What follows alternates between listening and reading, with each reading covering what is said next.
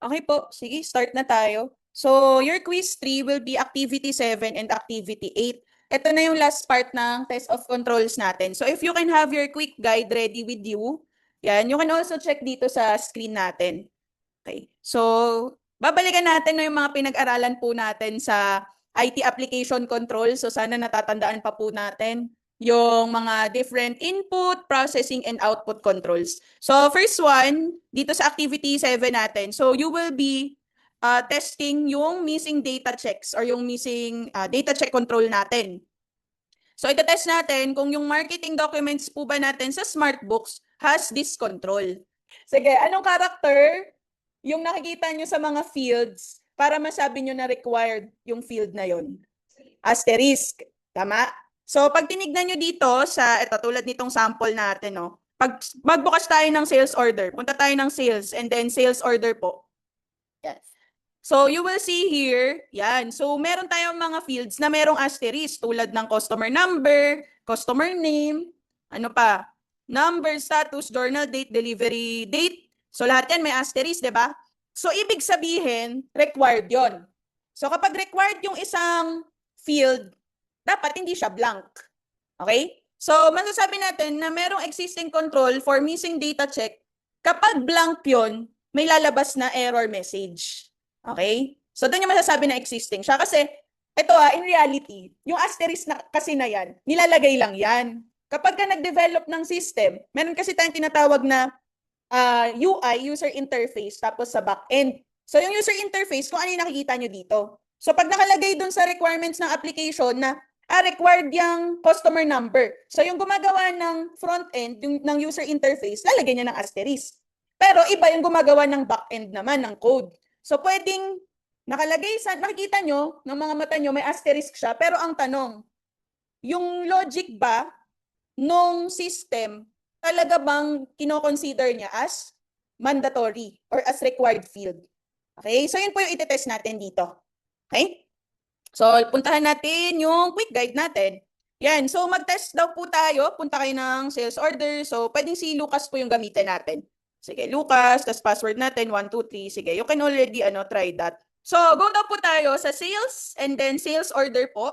Then, insert nyo lang itong mga details na to. So, try nyo lang po. Si customer 1,000, Jacob Electronics, lagay tayo ng item, ng unit price. And then, sabi po, manually remove natin yung delivery date. Tsaka po natin i-click yung save. Okay? So, let's go to sales, sales order. Then, customer number daw po si C1000, Jacob Electronics. Yan. Then, nagpapa-input po ng item number D1000. So, piliin natin po yung D1000 daw na item code, yung Dell laptop. And then, ilan yung quantity? Walang nakalagay na quantity. So, we could just keep it at 1. And then, unit price natin, 32,000. 32,000. 1, 2, 3. Ayan. Then, click natin yung unang add po to add the item. And then, manually remove the delivery date. Ayan, manually remove the delivery date. Sige nga po, itong delivery date natin dito, upper right corner. O, delete po natin. Highlight nyo lang and then backspace. Then, try to save.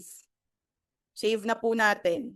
Yon, delivery date is required. So, yun yung kailangan yung makapture in your testing. Okay? So, i-follow lang natin kung ano yung required dun mismo sa quiz, no?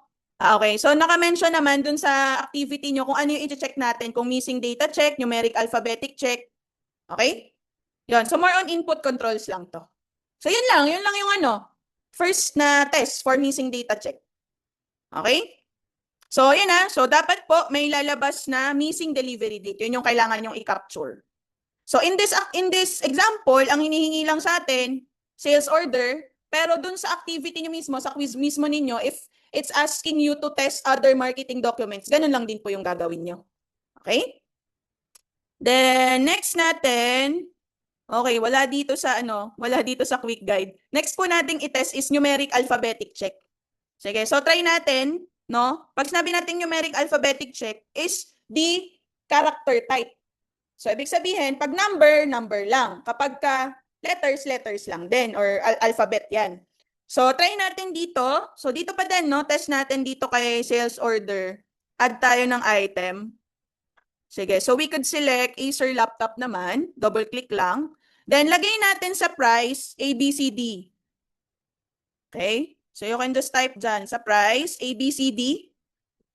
So, dapat, pag clinic nyo yung ad, ayan, ano pong nakitang? So, may reaction. Okay? So, again, no, pag clinic natin, ay type natin ABCD, tapos try natin siya i-add, it would show an error, invalid numeric value ABCD entered. Okay, so that's a numeric alphabetic check. Next one, yun. So, hindi lang siya na-include pala dito sa quick guide, but also included yun ha, sa activity nyo. Oh, number 3, next one naman, validity check. So, ano po yung tinitest natin sa validity check? So, ibig sabihin ng validity check, no, dapat mag-a-accept lang siya ng valid record. So, we're going to test here, mag-enter tayo ng invalid customer number. Okay? So, punta ulit tayo ng, reset lang natin to, sa sales order pa din, gawa tayo ng bago. Yan. Pero ang gagawin natin dito, tingnan muna natin yung customer number. Click natin yung list dyan, yung pang-search, no? So, nakikita po natin lahat ng mga customers po natin. So, yung customer number, starting from C, tas ayan, series siya. So, sige, try nyo nga po magbigay ng customer number na wala dito. Sige, kayo ang mamili. 1, 2, 3, 4. Sige, huwag na natin pahirapan. Ayan, W1234, no? So, ang gawin natin, place natin siya dito sa customer number. Yan, W1234. So, kapag ka nag-tab ka, ayan, invalid customer number. Okay? So, actually, kahit mag-type ka ng kung ano-ano dyan, pag hindi siya valid, pag nag-tab ka, lalabas invalid customer number. Yun lang po. Yun lang yung i-test natin doon. So, again, no, you can test other documents, other marketing documents for that control. Depende po sa ask doon sa quiz. Next one, limit check. So, next one sa limit check, test natin if creating a customer account in SmartBooks has the limit check control, no?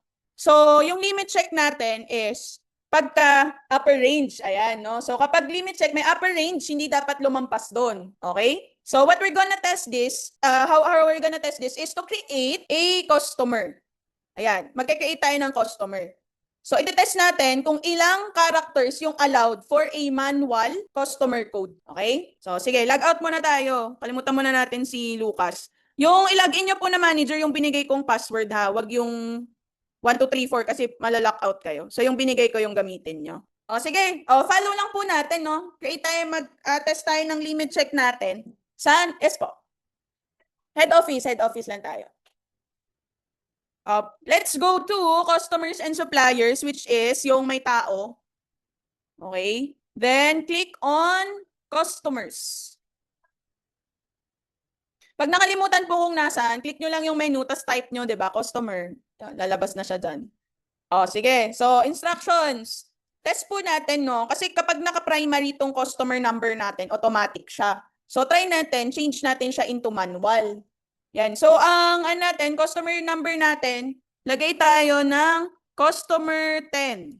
Type nyo all caps, customer 10. Bilangan natin kung ilan letters yun na. 1, 2, 3, 4, 5, 6, 7, 8, 9, 10. Yan. Then, click natin yun, press natin yung tab. Ayan. So, kapag nag-tab kayo, tapos tumawid siya, ibig sabihin, pasok siya dun sa number of characters. O, type natin, gawin nating 1,000. Ayan. Ay, hindi, sorry, isa-save pala natin. Itatry natin i-save, sige. So, follow na natin yung, gawa na tayo mismo ng customer. So, lagay nyo na lang sa customer name yung surname nyo. Yan, Hapor, tapos lagay natin, Hapor limit check. Ayan. Then, yun. Tapos, click lang natin yung add. Okay, hindi ko pa pala lagyan ng AR. Accounting, punta po tayo. Then general, tas accounts receivable. Click nyo lang yung default na accounts receivable. Yung 210-100, yung first one. Yan. Sorry, punta kayo na accounting tab and then general. Yan. So, select po kayo na accounts receivable. Ang ilalagay nyo is itong 102-10100. Okay? Then, validate lang natin if wala na ba tayong mga mandatory fields. Okay, then click natin yung add. Operation ended successfully. So, nakagawa ako. Okay, so test natin nga, damihan natin. Sabi, only 10 characters are allowed. Pero na-save siya. Kasi gumawa na ako. So, try nyo ibang customer number. Test natin damihan natin yung characters. So, gawa kayo ulit. Sige, so I'm trying ngayon. Sobrang dami nito, parang 20 na atang characters to. So, test natin So, let's click add. Ay, wala akong customer name. For limit check 2. Yung group po natin, customers. Okay, so let's try to click add. Hala, operation ended successfully pa din. So, dapat hindi. Dapat hindi. Oo. So, yun pala yung problema. Sige, try natin sa name. Try nyo mag-ano ng name. Kasi dapat ano siya talaga eh. Hindi siya dapat sobrang haba. O, try natin ng ano, try natin sa suppliers. Oo. Kasi dapat, ano lang siya ha, dapat 10 characters are allowed. So in this case, hindi nag-a-appear. Pero dapat by control, 10 characters lang yung allowed. Okay? So what you can do here, take a screenshot na you tested na 10 characters siya, tapos walang lumalabas na error message. Okay? O, test natin po dito. Test natin kay supplier naman. Sa supplier yung ilalagay nyo dapat accounts payable ha, sa accounting din general. O, i-test ulit natin. Naku, operation ended successfully. So, kung ganun, may mali talaga. Kasi dapat 10 lang yung maximum. Sige. Dahil dyan, ire-report ko na to. Ha? Hindi, gawin nyo pa din. Pero kasi dapat 10 lang siya. So, ilagay nyo na lang dun sa answer nyo na more than. So, non-existing yung limit check dun sa supplier number. Ayan. So, yun yung ito-document nyo Buti na lang tinest natin, no? Nag-rely pa naman ako na bakit dati okay siya? Ngayon hindi na. So, ayun. Then, next natin. So, okay na tayo sa limit check. Sige nga po. Ano pa yung another way for us to test yung limit check? Saan pa po ba tayo may limits? If you still remember, meron tayong mga ginawang test sa unang activities. Okay. Pero sinabi ko na ngayon na dapat din. Kaso dahil may something wrong dun sa system ngayon, hindi nyo matitest kung ilan. So ngayon, sinabi ko 10, dapat 10. So itest nyo kung hindi. Okay? So na-test natin na hindi nga 10. So yun na lang ilagay nyo. Okay? So lagay nyo dyan na non-existing yung yung control. Dapat 10 lang pero sumusobra siya na successful. Tapos you can highlight or put a box dun sa nilagay ninyo na code ng customer number. Okay, so that's for limit check. Next one tayo, control account check. Okay, so dito sa control account check, ang itetest natin dito, meron kasi tayo mga tinatawag na control account sa system. So pag sinabing control account, hindi siya dapat pwedeng gamitin for manual journal entry.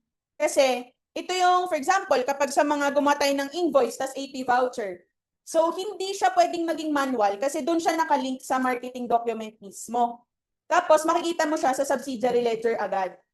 So hindi ka pwede, bakit ganun siya ma'am? Hindi ka pwedeng basta gumawa ng entry na debit AR credit sales kasi nga part siya ng control natin. Dapat doon mo siya ipapasok sa marketing documents. Okay? Kasi hindi ka pwedeng gumawa ng standalone AR, dapat nakalink siya sa proper customer. Okay? So yun yung itetest natin dito ngayon. Ayan, so you can use yung student account or pwede rin yung manager. Ang problem kasi, yung iba, kapag naka-student sila, kahit naka-super user, hindi gumagana.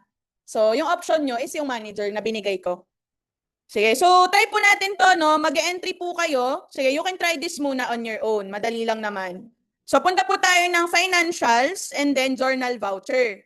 So, mag-entry po kayo ng debit, accounts receivable, and credit sales revenue. So, dapat yung i-input nyo na GL account is ito, 10210,100.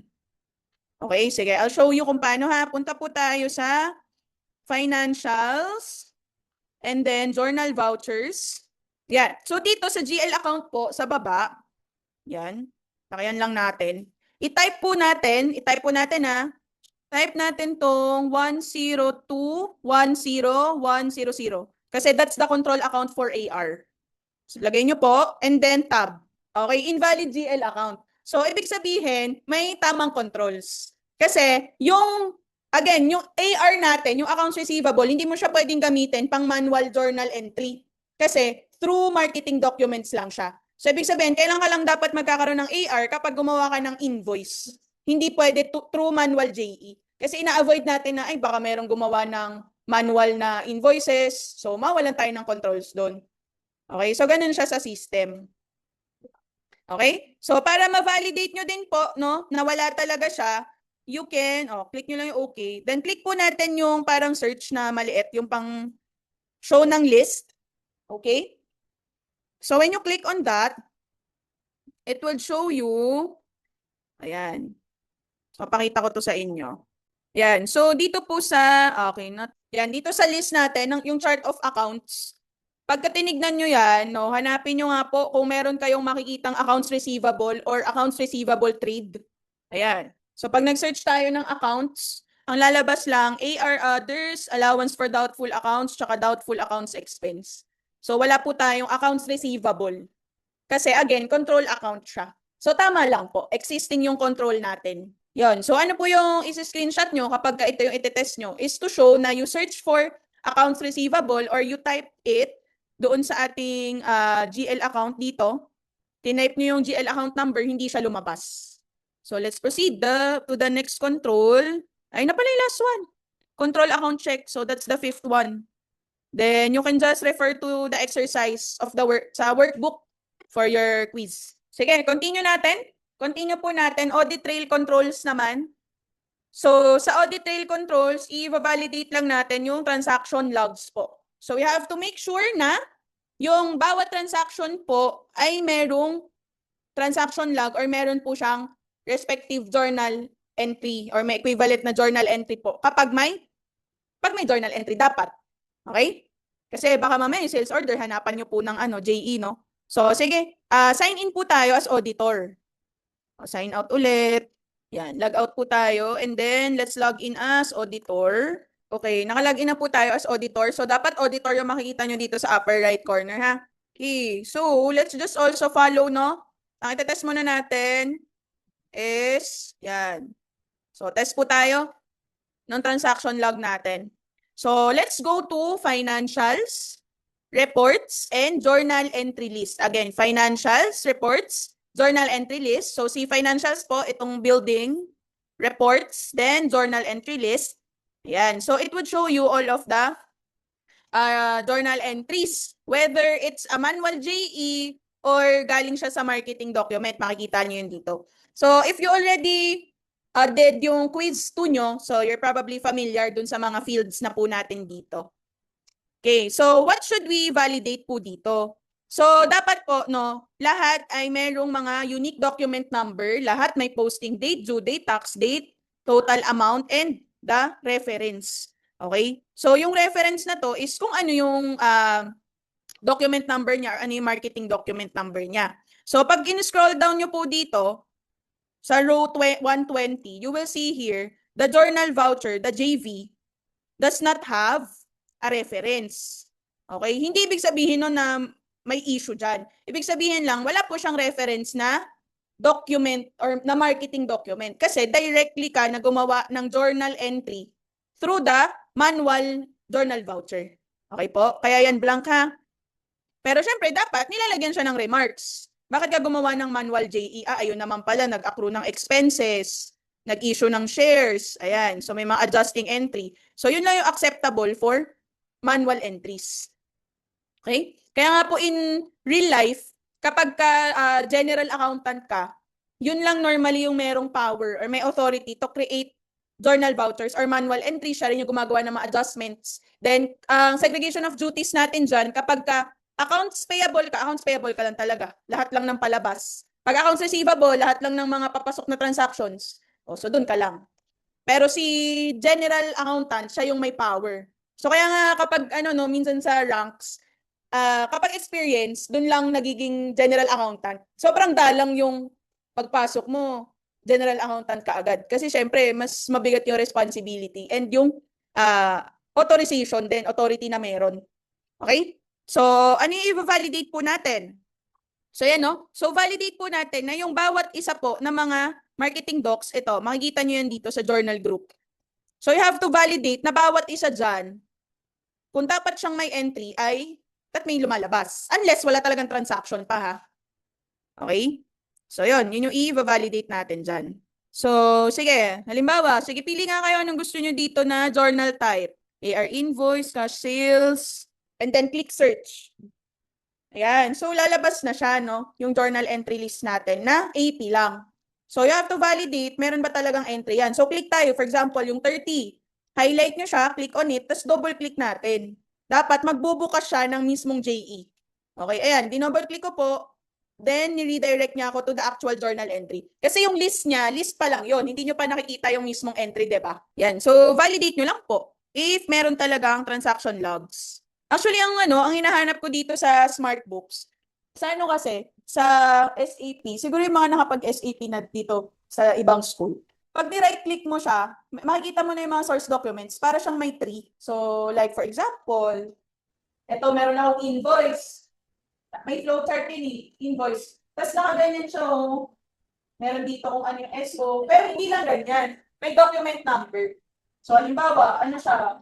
IN001, ganyan. Tapos ito, makikita mo na agad, ito SO. Shipment. Tapos meron pa yung SO. So, may nakalagay na agad yung document number. Tapos pwede mo siyang i-click. Matatere ka na doon. Hindi mo naman titignan yung remarks yung source code. So, yun yung kulang dito. Yun yung maganda doon sa SAP. Kaya mas mabilis yung pag-test mo ng audit trail tsaka ng document controls. Okay. Ano pa? Okay, transaction logs, yun na yun. Sobrang simple lang nung activity 8. Yung 4.8 natin. Ayan. So, here, for the audit trail controls po, so, di ba nag-test tayo kanina? We know that you would go to journal entry list, tapos papakita niya sa'yo lahat ng mga journal entry. Double-click mo to show the actual entry. So, dito po, meron tayong specific document na itetest natin. So, first one, AR invoice. So, ito yung document number niya. So, ang gagawin nyo dito, you have to show if it has a journal entry. The next one, so may AR invoice ka ulit. Meron ulit. So, pangatlo, pang-apat, 5, 6. 6 na invoice. Ayan. So, ang tanong, may next question. Which of the invoices generated above are still outstanding or uncollected? O, paano po natin malalaman kung yung mga naka-list down dito ay uncollected pa, yung binigay sa atin na 6 na AR. Paano malalaman if uncollected? Open. Ayan.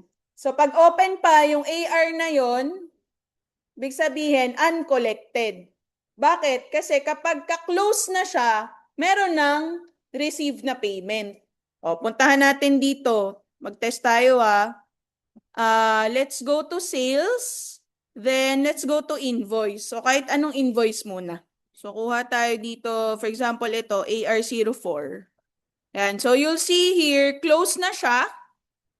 Tama po, naka-closed. And then, pag tinignan nyo dito sa baba, ayan mo, makikita nyo, paid/credited. Ayan o. So, may payment na siya. Then, when we click this, dapat madadirect niya tayo to the related payment. So, hanapin na lang natin. Itong si Naval Computers, dapat meron siyang payment na worth 297,920. Sige, so tignan natin yung lahat ng binayad kay Naval Computers. So, this is invoice. So, inflows tayo, customers. Yan, then fine. Ayan. So, wait. It's not showing. So, add natin ito. Ayan. So, ito yung mga naging payment. So, sabi Naval Computers. So, ito. Si Naval Computers. Ayan. So, ito nga ba yung hinahanap natin? 295,260. So, ayan. So, you'll see here, bayad na siya. So, ganun yung mapavalidate if paid na yung isang invoice. So, going back to the activity, so, binigyan ka ng listahan. Ayan, AR34, AR21. So, validate mo lang if nabayaran na siya or hindi. Next question. How much is the total AR? So, saan po makikita yung total AR? as of December 31, 2023 sa palagay nyo? Ayan. So, saan sa reports kaya? Okay, we could go to balance sheet. Ayan. Tapos tignan natin as of December 31, 2023.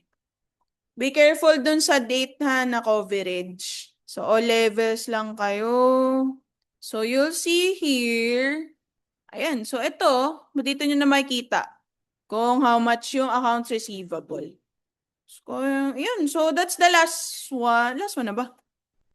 So that's the last question. So, add lang yung screenshot kung saan po makikita yung balance ng accounts receivable.